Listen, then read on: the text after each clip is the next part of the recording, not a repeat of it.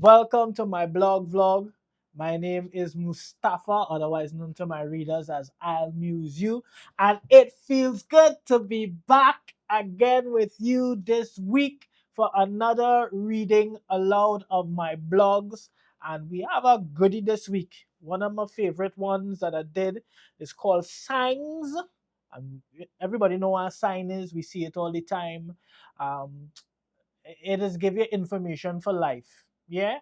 And so when I was younger, my mom used to, in order to teach me how to read, and I felt like this is where my love for reading and my love for words kind of take shape and found like the formative foundation for my writing now, and even this long-winded explanation, is like when we were walking through town, she would have me read all these signs and things that she would see.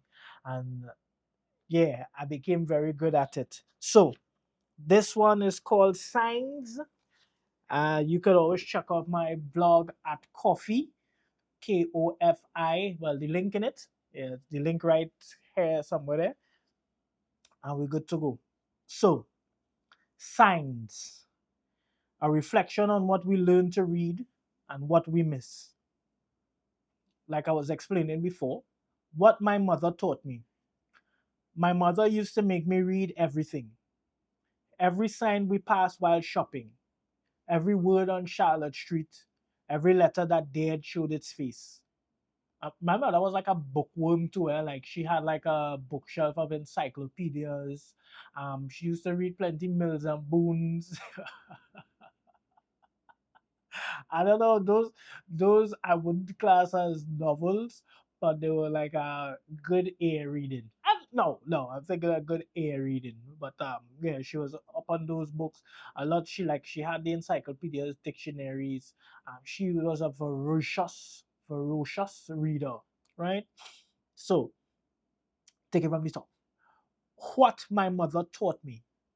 My mother used to make me read everything, every sign we passed while shopping, every word on Charlotte Street, every letter that dared showed its face. We'd walk through Porter Spain and she'd turn a common day into a lesson. She'd point at signs in successions, look at me and ask, "What's the letter? Now sound it out. What's the word?"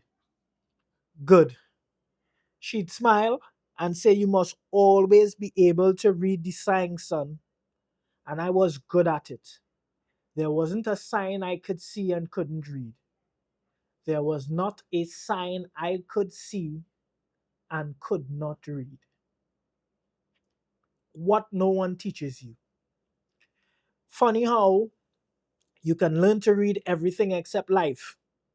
Some signs don't look like words, they look like pauses, withdrawals, silences we call peace because they're quieter than confrontation. I missed a few. Ignored the flicker before the flame went out, called it comfort, but the silence was really a siren. And that's where this piece came from, the poem. It's funny how you can learn to read everything except life. I was fluent in her body but illiterate in her withdrawals. Didn't realize love was spelling goodbye in cursive. The grass seemed greener when it's forlorn. I told her I'm the one that she could fall on, but the mark was missed and now I'm forlorn. I replay moments like billboards, each memory screaming, "Look up! Look up!" But I kept my eyes glued to my phone, scrolling past intuition, liking her pictures while losing her soul. She asked for presents, and I sent emojis. She needed prayer, and I gave her poetry. I was listening to her lips, but never her language. There are signs, even when there's no signal. A woman don't just stop talking, she quiets like thunder before storms. Love don't just die, it drifts, like smoke leaving a kitchen you once called home. And then, my friend, he he used to laugh loud, enough to hide it. Said he was good, and I believed him. I didn't see the pain written between his punching and pulling. Didn't know diabetes had perfect penmanship. Didn't know depression was an invisible assassin. What is the sign for I can't do this anymore? How do you read what a smile conceals? Mom, how do I sound out sorrow? How do I spell regret? These aren't the signs you taught me to read. You sent me out in the world with my chest up and now look. I don't know. I don't know. Do I look for blinking lights or the ones that went out quietly? The hardest thing about losing sight is you don't know when you stop seeing. A blind man sees darkness clearly, and sometimes that's me, feeling my way through memory, palming the walls of what once was, hoping for braille on a heartache. Maybe signs don't vanish. Maybe we just stop paying attention. Maybe grief is God's handwriting in invisible ink, revealed only when the tears fall just right. So now I read everything. The tremble in a friend's I'm fine, the pause before a lover's goodnight, the whisper between my own thoughts saying, slow down. I read the clouds for warnings, the wind for whispers, and when I can't find the words, I listen for silence. Because silence too is a sign. And if ever I forget I hear her voice again, you must always be able to read the sighing sun. And now I finally understand. She wasn't just talking about letters. And what I know now, signs don't always arrive loud. They don't always flash. Some dim, some drift, some wait patiently for us to stop distracting ourselves. And the dangerous ones, they look like normal days. Final word. I still believe what my mother taught me, but now I know reading isn't just about vision, it's about attention. And attention is a practice. And I try my best at it every day. Check in more. Have the day that you want. Do not let a soul steal your joy. Love alone. I'll muse you. So that was my blog, Signs.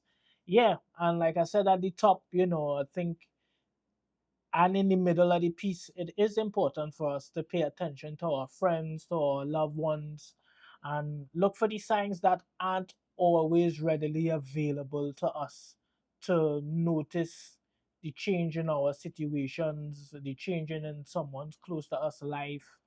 Um, I think when they say the devil is in the detail, the minute attention to that is important because we can miss it if we're not paying attention. We miss a lot when we're not paying attention. And so I think focus, once we place focus on the things that we care about, and if you care about the people that you care about, I think your attention should kind of jump and chip towards them. So, yeah, just pay more attention to the signs. What miss you, don't pass you. And if you miss a few, just do better on the next go round. Love alone. And for those of you who've been messaging and interested in getting a copy of my journal, Ink and Insight, please feel free to check it out. It's available on Amazon. Also, the digital copy is available on my Gumroad, so you could check that out. Download a copy if you want. It's really, really applicable or easy to navigate on like an iPad or something bigger than a phone.